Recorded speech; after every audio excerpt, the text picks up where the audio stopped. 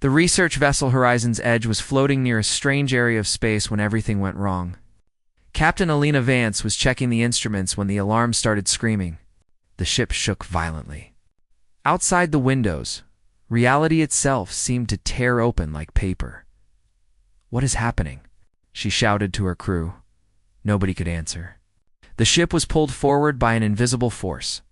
Colors that should not exist flashed around them. Then everything went dark. When Alina opened her eyes, she was lying on the floor of the bridge. Emergency lights painted everything in red. She could hear people groaning and coughing around her. "Report," she called out, her voice rough.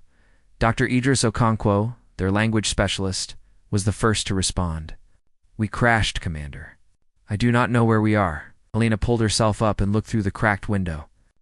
What she saw made her breath stop. They were in a forest, but the trees were black as coal. The sky above showed 3 moons hanging in purple darkness. This was not any planet they knew. "Everyone who can move, check for survivors," Alina ordered. The count came back with bad news. Out of 30 crew members, only 23 had survived the crash. The ship could not fly anymore, but the main systems still worked. Most importantly, their plasma weapons and generators were still functional. Marcus Chen, their young weapons technician, ran a full check of their defense systems. "Commander, we have enough power for the external turrets. If anything attacks us, we can fight back." Alina nodded, but she hoped fighting would not be necessary. They were explorers, not soldiers. Dr. Okonkwo was studying his instruments with a worried face. "Commander, I am detecting life forms approaching our position. Many of them, perhaps 200 or more." The crew prepared quickly. They did not know if these beings were friendly or hostile. Alina ordered everyone to stay. Inside the ship, while she and a small team waited near the main door, the beings emerged from the black forest like ghosts. They were tall and thin, with skin as pale as moonlight. They wore long black robes that seemed to move on their own. Their eyes glowed with soft purple light. Alina had never seen anything like them. "Dr. Okonkwo, can you try to communicate?" she asked. The doctor stepped forward with his hands raised in a peaceful gesture. He spoke slowly in several different languages, hoping one might work. He made signs with his hands showing they meant no harm. The pale beings watched with expressions that were hard to read. Then one of them stepped forward. He was taller than the others, and his eyes glowed brighter. He spoke in a language that sounded like whispers and shadows mixed together. Dr. Okonkwo shook his head. "I cannot understand them, Commander, but I am recording everything. Give me time, and I might figure it out." The tall being seemed to grow impatient. He raised one hand, and Alina saw dark energy gathering around his fingers. It looked like smoke made solid, like shadows given form. "Everyone back inside," Alina ordered sharply, but she was too late. The shadow energy shot forward and struck 2 crew members who were standing near the door. They did not even have time to scream. One moment they were alive, and the next they were gone, just gone, as if they had never existed. The pale beings moved forward, more shadow energy gathering in their hands. Their expressions showed no mercy, no hesitation. To them, the humans were nothing. Less than nothing. Alina felt her heart breaking for her lost crew members. But she could not let grief stop her now. More of her people would die if she did not act. "Marcus," she said, her voice cold and steady. "Activate the external turrets, Commander." Marcus looked uncertain. "If we fire, we cannot take it back." "They killed our people without warning," Alina replied. "I will not let them kill more." "Do it." Marcus ran to the control panel. His fingers moved across the buttons. Outside, the ship's plasma turrets hummed to life. The pale beings did not seem worried. Why would they be? They had magic that could erase people from existence.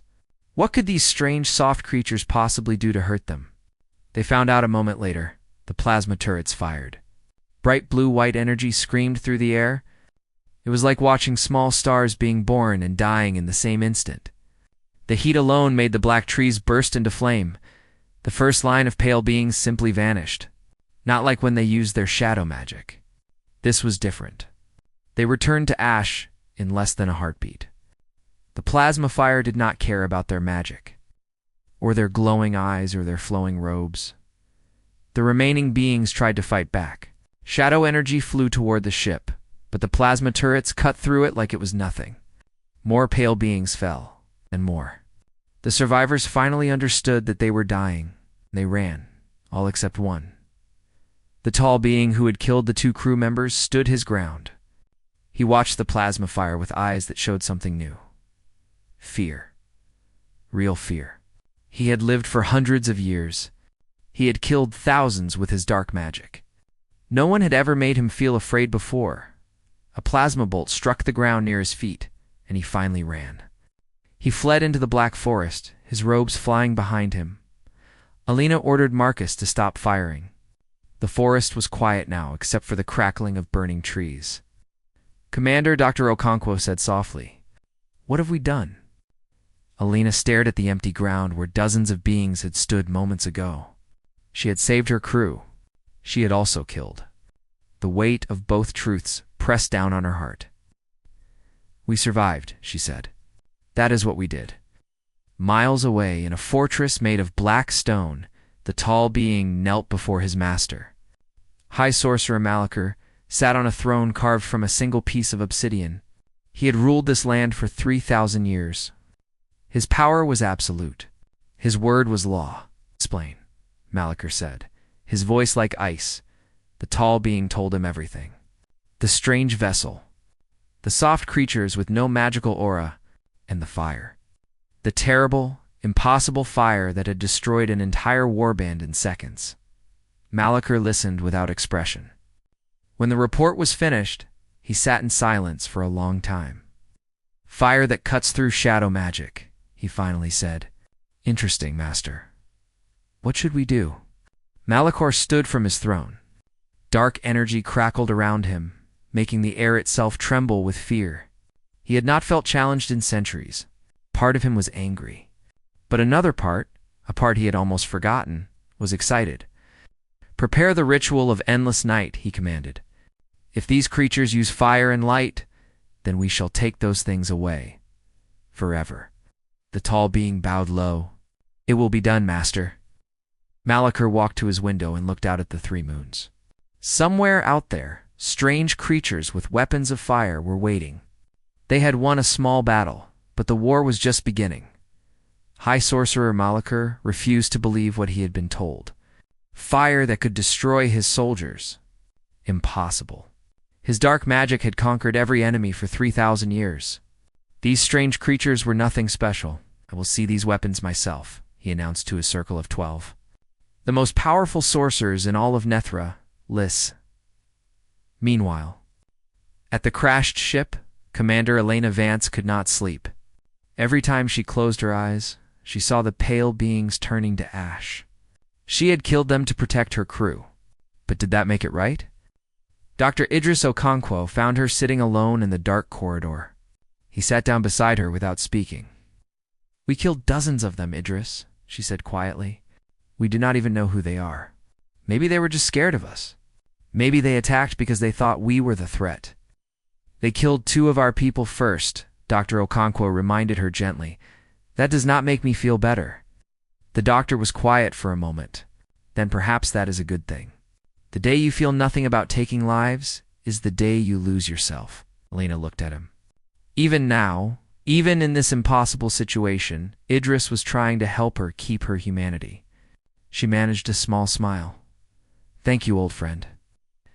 Their moment of peace was interrupted by Marcus Chen running toward them. His young face was worried. "Commander, I finished counting our plasma cells. We have enough power for maybe 3 more major battles. After that, we are defenseless." 3 battles. Against enemies who could erase people from existence with a wave of their hands. The situation was very bad. "We need to find another way," Elena said. "Fighting cannot be our only option." The next morning brought a surprise. A figure emerged from the black forest alone. It was one of the pale beings, but something was different about this one. Her eyes did not glow with that purple light. She walked slowly with her hands raised high, showing she carried no weapons. Elena ordered her crew to hold their fire. Something about this being seemed different. less threatening. Almost afraid, Dr. Okonkwo approached carefully with his translation device, recording everything. The pale woman spoke in that same whisper shadow language, but her tone was softer. She pointed at herself, then at the sky, then made a gesture that looked like she was pushing something away. "I think she is an outcast," Dr. Okonkwo said. "Someone who was thrown out of their society?" Over the next several hours, the doctor worked patiently with the pale woman. Through gestures, drawings in the dirt, and careful repetition, they slowly began to understand each other. Her name was Serena. She had been born into the Obsidian Covenant, the group of sorcerers who ruled this land. At a young age, all children were required to complete an awakening ritual. This ritual required killing an innocent person. The murder would activate their dark magic and mark them as true members of the Covenant. Serena had refused. She could not kill an innocent, so she was exiled, forced to live alone in the wilderness. Without the ritual, she had no magic. The other members of her kind considered her lower than an animal. When she heard the thunder of battle the previous night, she had watched from a hiding place. She saw the humans defend themselves with fire unlike anything she had ever seen. She saw them protect each other, and she saw them stop firing the moment the threat was gone. She says, "We are different," Dr. Okonkwo translated. In her world, the strong always crush the weak. But we had the power to kill everyone, and we chose not to. That confused her. So she came to learn more. Lena studied Serena carefully. The woman looked back with eyes full of uncertainty and hope mixed together. "Can she tell us about the people who attacked us?" Through more careful translations, Serena shared her warning.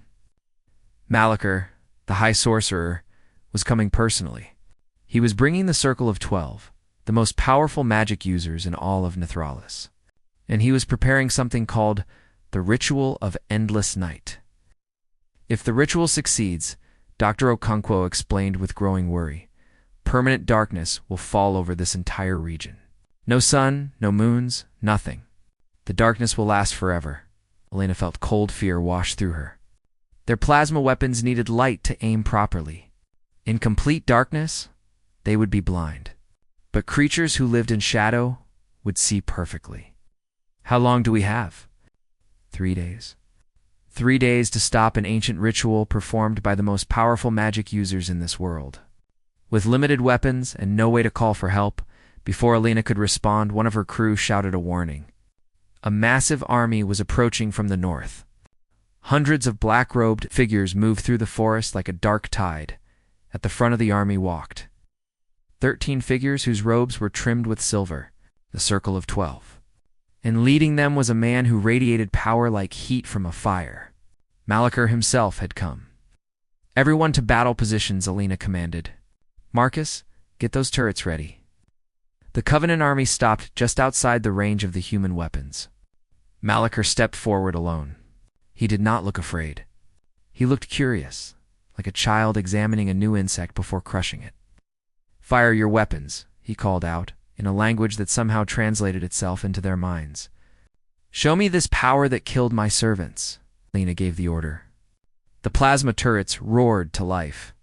Blue-white fire screamed toward the High Sorcerer, but this time was different. Malachar raised one hand, and the Circle of 12 raised theirs. Dark energy wove together, forming a massive shield of compressed shadow. The plasma bolt struck the shield and scattered into nothing. Malachar smiled. "Impressive," he admitted. "But darkness always consumes light." More plasma fire hit the shield.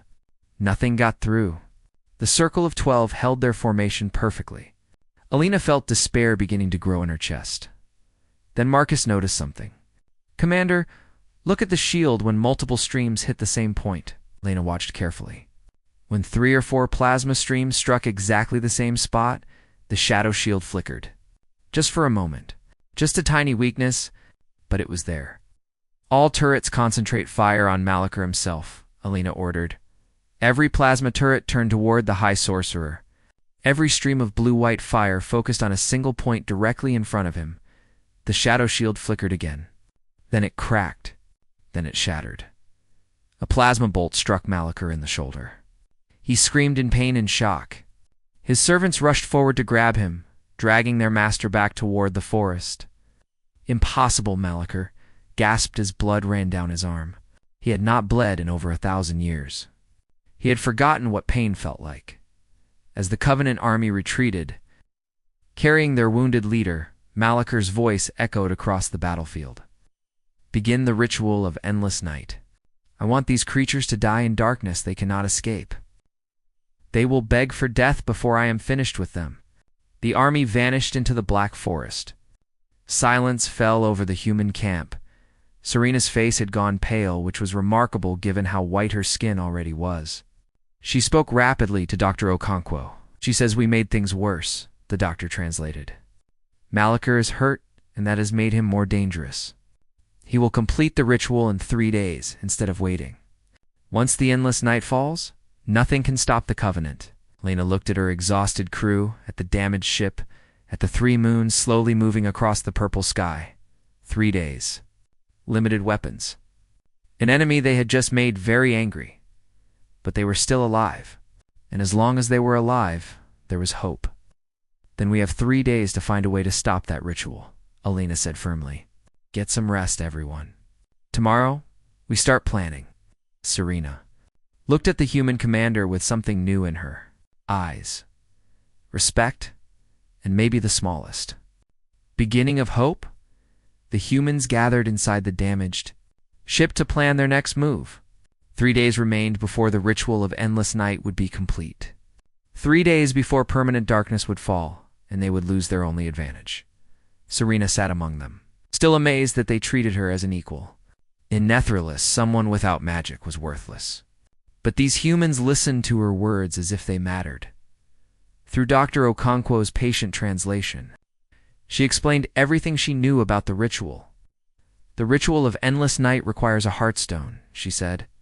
This is an ancient artifact hidden deep inside the sanctum of First Shadow. It is the most sacred place of the Obsidian Covenant. So if we destroy the heartstone, the ritual fails? Alina asked. Serena nodded. Yes, but the sanctum is heavily guarded. Centuries of dark magic protect it. No one has ever broken into that place. Marcus Chen leaned forward with interest. Tell us more about these protections. Are they physical barriers or magical ones? Both. The outer walls are stone that repairs itself. The inner chambers are filled with shadow traps that will kill anyone who enters. And the Circle of 12 takes turns guarding the Heartstone itself. The crew exchanged worried looks. This sounded impossible. Dr. Okonkwo had been quiet, thinking deeply. Now he spoke up. Serena, you said all members of the Covenant must complete the awakening ritual, the one that requires killing an innocent. Yes, without it, you cannot use dark magic. But you refused. Are there others like you? Others who were forced into this life against their will? Serena's expression became sad. Many. Most children do not want to kill, but they are given no choice. If they refuse, they are exiled like me, or worse. So they do what they must to survive. They kill, and they become part of the Covenant. Alina listened carefully. Something was forming in her mind. So the Covenant is not really a group of willing followers. It is more like a prison. People are trapped inside it. I never thought of it that way, Serena admitted. But yes, many of the lower-ranked sorcerers hate what they have become. They simply see no way out. Commander Vance stood up and walked to the window. Outside, the black forest stretched endlessly under the 3 moons. Somewhere out there, hundreds of people were being forced to participate in a ritual they might not want. We have been thinking about this wrong, she said slowly. We have been asking how to destroy the Heartstone, but maybe the better question is how to convince people to stop powering it. Dr. Okonkwo's eyes lit up with understanding. The ritual requires dark magic from many sorcerers working together. If enough of them refuse to participate, the ritual cannot succeed. Exactly. Lena turned back to face her crew. We cannot fight an entire army, but we might be able to give that army a reason not to fight us. Serena looked confused. I do not understand. Why would the Covenant listen to you? You are outsiders. You have no magic. Marcus Chen smiled. That is actually our biggest strength. We have something the Covenant has never seen before. Something completely different from dark magic. Your fire weapons? Not just the weapons. Everything we are. Marcus looked around at his fellow crew members.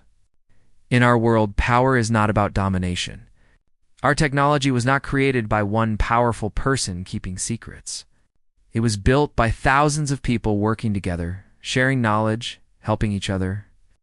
Serena struggled to understand this concept. But if you share power, does that not make you weaker? It makes us stronger, Alina replied. One person can only know so much, only do so much. But thousands of people working together can build ships that fly between stars, can create fire that burns hotter than any magic. For a long moment, Serena was silent. Her whole life, she had been taught that power meant taking from others. That strength meant standing above everyone else. These humans were suggesting something completely different. But you protect each other, she said slowly, testing the idea like someone tasting a strange new food. Always, Alina confirmed. And your weapons. You built them to protect, not to conquer. Our plasma technology was originally designed to break apart asteroids that threatened our colonies, Marcus explained. We turned it into weapons only because we needed to defend ourselves. Every advancement we have made started with the desire to keep people safe. Serena felt something shift inside her chest, a feeling she could not name. It was warm and strange, and made her want to cry for reasons she did not understand. I thought I was the only one who believed power should be used differently, she whispered. I thought I was broken because I could not kill. Dr. Okonkwo reached out and gently touched her shoulder. You are not broken, Serena. You are exactly what your world needs. Planning continued through the night. They would not simply assault the sanctum and destroy the Heartstone. They would try something far more difficult. They would try to change minds. Alina prepared a message to be broadcast on all frequencies. Serena would translate it into the Nethralian language. They would offer the Covenant a choice. Stop the ritual and live freely, or continue serving Malachor and face human weapons. This plan has many risks, Dr. Okonkwo warned. What if they do not listen? What if they attack us instead? Then we will fight, Alina said simply. But I refuse to believe that everyone in the Covenant is evil. Some of them must want a different life. We just need to give them the courage to choose it. As the first of the 3 days passed, the assault team prepared. Alina would lead. With Marcus Chen carrying their remaining plasma weapons, Dr. Okonkwo insisted on coming to handle communications, and Serena would guide them through passages she had discovered during her years of living in the wilderness. There are old tunnels beneath the sanctum, she explained. They were used long ago, before the Covenant existed. I found them while hiding from patrols. They might lead us inside. The second day was spent checking equipment and resting. Alina made sure every crew member understood the plan. Those staying behind would guard the ship and the Nethralian refugees who had already started arriving. Word of the humans who offered protection instead of punishment was spreading faster than anyone expected. On the morning of the third day, the assault team set out. The journey through the Black Forest took hours. Serena led them away from the main paths, through areas where the trees grew so thick that even the purple light of the moons could not reach them. Finally, they reached the sanctum of First Shadow. It rose from the ground like a mountain of black glass. Dark energy pulsed around it like a heartbeat. The tunnel entrance is hidden nearby, Serena whispered. Follow me and stay quiet. They found the ancient passage behind a curtain of hanging vines. Inside, the air was cold and still. It smelled like dust and forgotten time. The team moved slowly through the darkness using small lights to guide their way. The tunnel twisted and turned, sometimes narrowing so much they had to crawl. After what felt like hours, Serena stopped. We are beneath the inner sanctum now. The Heartstone chamber is directly above us. Marcus used a plasma cutter to carefully create an opening in the ceiling. Stone melted away like butter, and they climbed up into a vast circular room.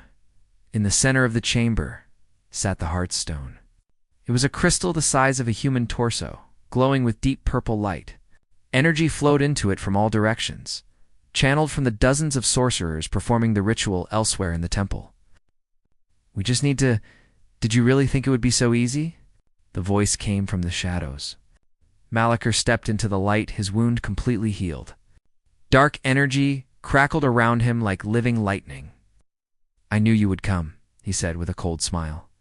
"I have been waiting for you." Behind him, the circle of 12 emerged from the darkness, their eyes glowing with power. "Your little fire weapons hurt me," Malachar continued. "I admit that surprised me. But dark magic can heal any wound. And now, I will show you what true power looks like." His body began to change. Shadows wrapped around him, sinking into his skin. He grew taller, darker, less human with every passing second. His eyes became pools of absolute darkness. "Behold the final form of shadow mastery." His voice echoed from everywhere at once. "I have become darkness itself." Alina raised her plasma rifle and fired. The bolt passed through his body like passing through smoke. It hit the wall behind him and left a glowing scar. But Malachar was completely unharmed. "Your fire cannot touch what has no flesh," the shadow creature laughed. "Now die knowing that you never had a chance." He raised one hand, and absolute darkness began to fall. Shadow Malachar filled the chamber with darkness, so complete that the humans could not see their own hands. His laughter echoed from every direction. The circle of 12 joined in, their voices creating a terrible chorus. "Run," Alina commanded. Back to the tunnel. The team stumbled through the blackness, using their hands to feel for the opening they had created. Behind them, shadow tendrils whipped through the air. One struck Dr. Okonkwo across the back. He cried out in pain. Marcus found the hole in the floor and helped the others through. They fell into the ancient tunnel and kept running. Above them, Shadow Malachar's voice followed like a nightmare that would not end. "Run, little creatures. Run back to your metal shell. It will not save you. Nothing will save you now." The team emerged from the forest hours later, exhausted and defeated.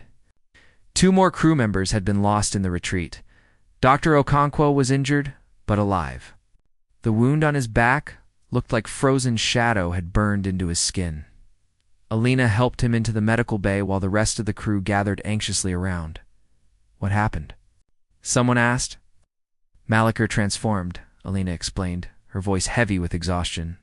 "He became pure shadow. Our weapons cannot hurt him anymore." The news spread quickly among the survivors. Fear settled over the camp like a cold blanket. They had come so close. They had almost succeeded. But now, their greatest weapon was useless. A god of darkness was preparing to destroy them all. Marcus sat alone, staring at his plasma rifle like it had betrayed him. All his life, he had believed in science, in the power of human knowledge and invention. But what good was any of that against something that had no physical form? Dr. Okonkwo found him there, despite his own wounds. The older man sat down with a pained grunt. "I have been thinking," the doctor said slowly, "about what we saw." Malachar turned into a shadow monster. Marcus replied bitterly. "There is nothing to think about. We lost, did we? Think about what shadow actually is, Marcus. It is not a thing by itself. Shadow only exists when something blocks light. It depends on the light to exist." Marcus looked up, not understanding. "Malachar transformed into pure dark energy," Dr. Okonkwo continued. "But that transformation takes enormous power. Where is that power coming from?" The answer hit Marcus like a bolt of his own plasma. The Heartstone. He is drawing power from the Heartstone to maintain his shadow form. Exactly. Without that constant flow of energy, he cannot stay transformed. He would return to his normal body. But we cannot get close enough to destroy the Heartstone. His shadow form stops any attack. Dr. Okonkwo smiled despite his pain. "Who said anything about attacking the Heartstone? Remember what powers the Heartstone in the first place." Marcus thought back to what Serena had told them. The Heartstone collected dark magic from all the sorcerers participating in the ritual. Dozens of them, working together, feeding their energy into the crystal. If the sorcerers stop feeding it, then the Heartstone loses power. And if the Heartstone loses power, Malachar loses his shadow form. Marcus jumped to his feet. "Doctor, you are a genius." Alina called an emergency meeting when she heard the news. The plan was risky. Everything depended on convincing the Covenant sorcerers to stop the ritual. But it was their only hope. We need to broadcast that message now, Alina said. The one we prepared. Serena, are you ready? Serena nodded. She had never spoken to her own people before. She had been considered worthless, voiceless, invisible. But now these humans were asking her to speak for all of them. The broadcast went out on every frequency. Serena's voice, translated by Dr. Okonkwo, carried across the dark land. People of Nethralis, my name is Serena. I was born into the Covenant, but I refused the awakening ritual. I chose exile over murder. For years, I thought I was alone. I thought there was something wrong with me. They come from a world where power is not taken. It is shared. Their fire weapons were built to protect, not to conquer. When they had the chance to destroy all of us, they chose mercy instead. They are offering that same mercy to you. And any member of the Covenant who stops feeding the Heartstone will be protected. Any who wish to leave will be welcomed. The humans will defend you, not because they want something from you, simply because they believe it is right. I know you are afraid. I know Malachor seems all-powerful, but I have seen the truth now. Real strength is not about standing above others. It is about lifting them up. You have a choice? You always had a choice. The Covenant told you there was no other way, but they lied. Hey, choose freedom. Choose life. Choose to be more than what they made you. The broadcast ended. Silence filled the human camp. Now we wait, Alina said quietly. At first, nothing happened. Hours passed. The humans watched the forest, expecting an attack at any moment. Then a single figure emerged from the trees. A young man in black robes, no older than 16. His eyes still glowed with purple light, but his face was wet with tears. I heard your words, he said, in broken speech that Serena helped translate. I do not want to kill anymore. Please. Is it true? Can you protect me? Yes, Alina said without hesitation. You are safe here. More figures appeared. 2, then 5, then 20. Some were young, barely more than children. Others were old, their faces lined with centuries of pain. All of them had stopped feeding the ritual. As night fell, over 200 former Covenant members had gathered at the human camp. The Heartstone's glow, visible even from this distance, had begun to flicker. Inside the sanctum, Malachor felt his power weakening.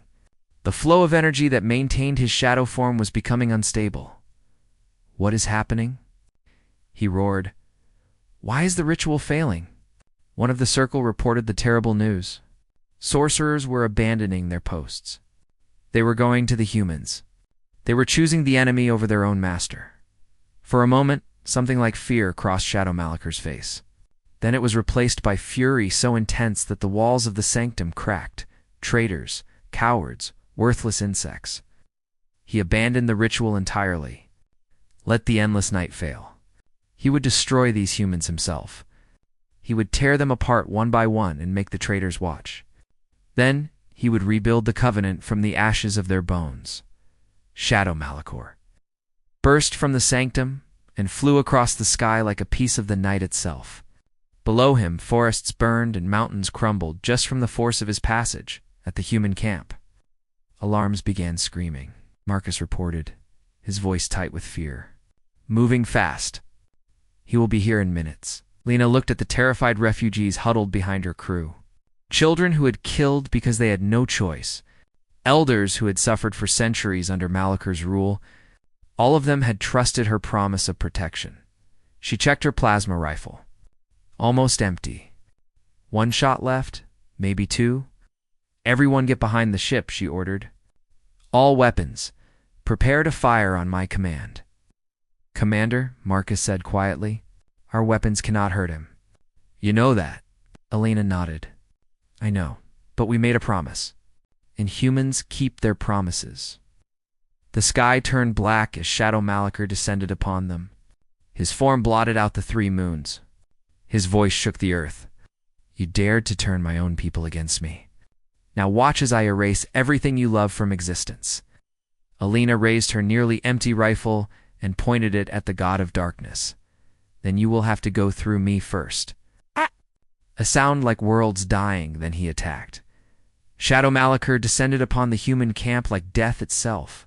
The few working plasma turrets fired, but their bolts passed through his form without effect. He laughed as he tore through their defenses, ripping metal apart with hands made of pure darkness. 2 more crew members fell before Alina ordered everyone to stop firing. Their weapons were useless.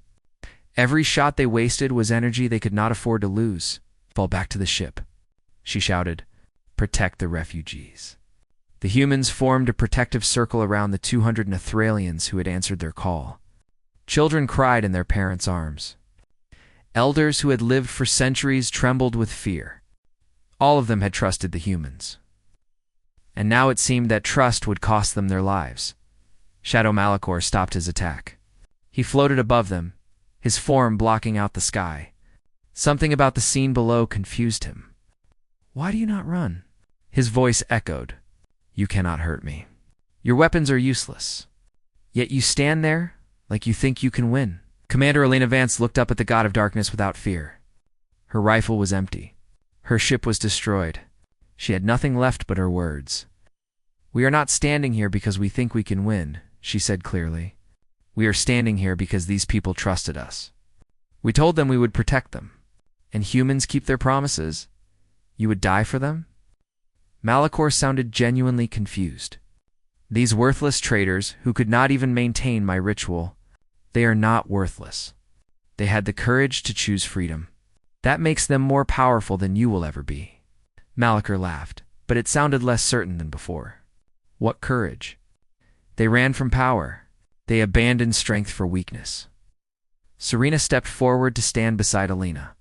She had spent her whole life hiding, afraid of her own people. But something had changed inside her. The humans had shown her what true strength looked like. You do not understand, she said to her former master. All your life, you have measured power by what you can take, by who you can destroy. But that is not power. That is fear. Fear. I am a god. You are alone. Adara's voice grew stronger. Look at yourself. You had an entire kingdom, thousands of followers. And now you are floating in the sky by yourself because everyone who could leave has left. Your own people chose these strangers over you. Shadow Malachor's form flickered, just for a moment. Just enough to notice, human technology is not stronger than your magic, Serena continued. Their plasma is not more powerful than your shadow. But they have something you could never understand. They have each other. Their power comes from working together. From sharing knowledge, from protecting the weak instead of crushing them. Sentimental nonsense, Malachor growled. But his voice had lost some of its thunder. Dr. Okonkwo spoke up next, his wounds still raw on his back. In our world, the weakest person in a team is still part of the team. We do not abandon anyone. That is why thousands of people working together built ships that fly between stars. That is why we can create fire hotter than any magic. One person keeping secrets will always lose to many people sharing knowledge. The Nethralian refugees began to move. They came forward, forming a circle around the humans.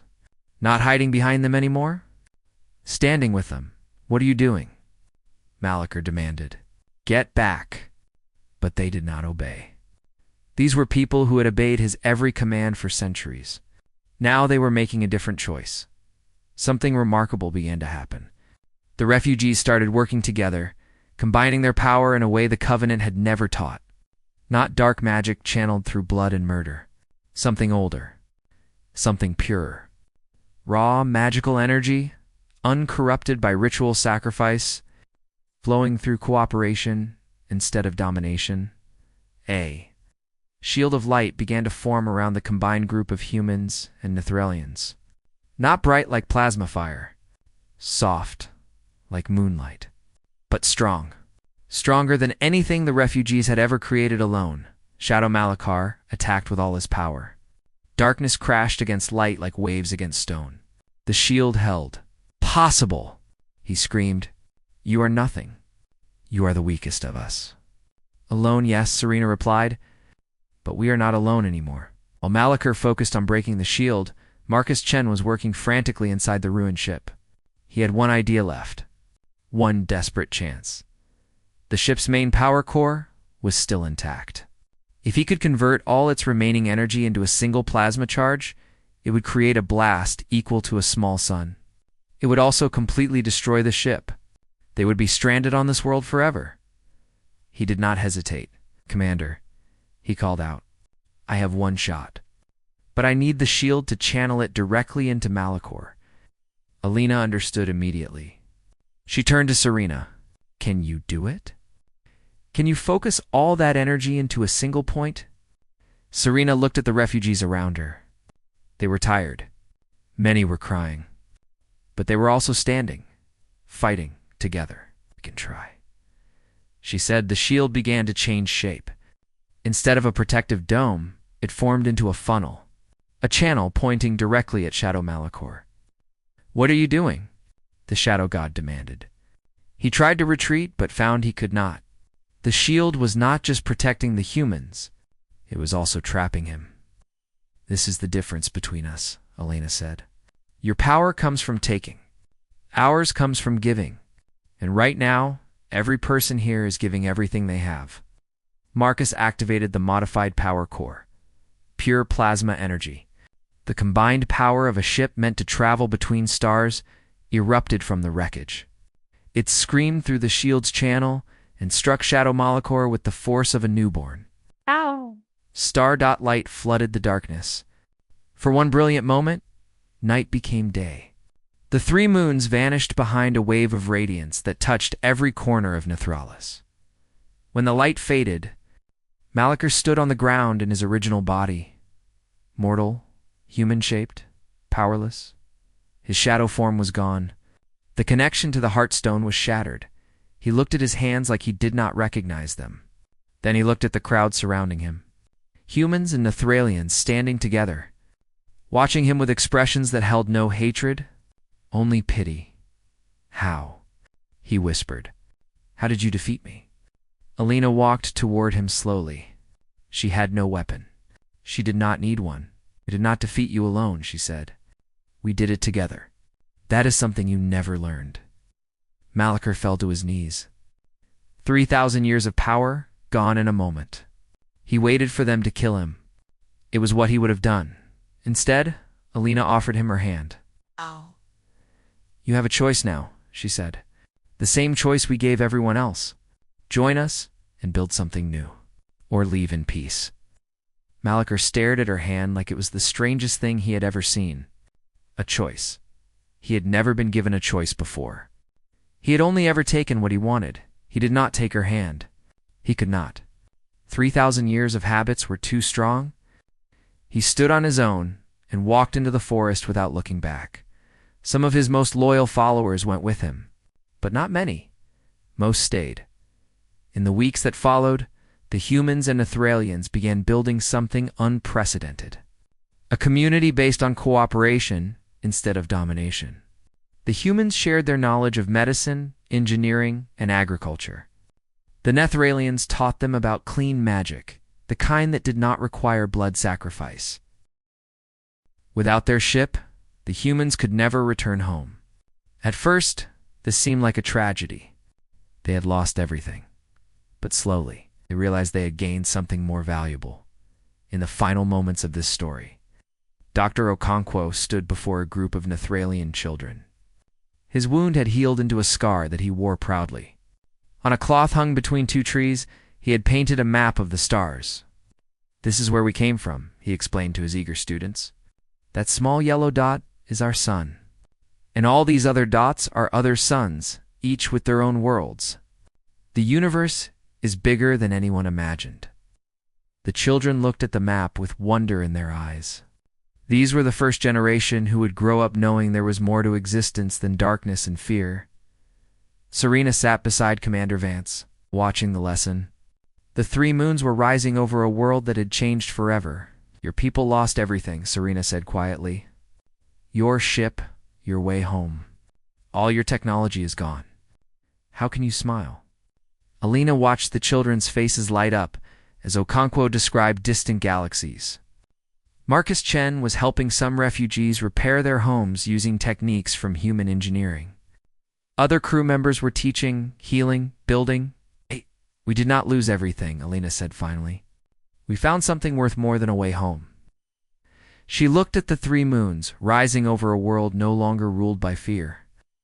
We found people worth staying for. Serena did not fully understand yet, but she would. They all would in time, because that was what humans did. They found darkness, and they brought light. Not through conquest. Not through force, through connection. Through cooperation, through the simple, revolutionary act of caring about people who were different from themselves.